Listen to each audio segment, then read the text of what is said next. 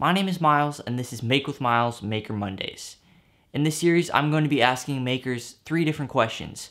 What's your favorite tool? What's the first thing that you made? And what's one piece of advice for young makers? Let's go. Favorite tool? For the last couple years, it's been the CNC tables. I just think of more and more ways to use them, and with the metal and the wood, there's just tons of things you can do with them. So that's what I'm using the most, I think. Cool. And also, I think a speed square. I used to use a speed square all the time. I have that on my tool belt at all times.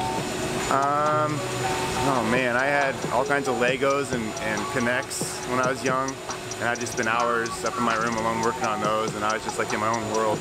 I remember when I'd have trouble finding a piece, I'd go get my mom, and she'd come up and look like in the whole pile of Legos, help me find the piece, and then I'd keep building. So that was probably some of the first things that I built.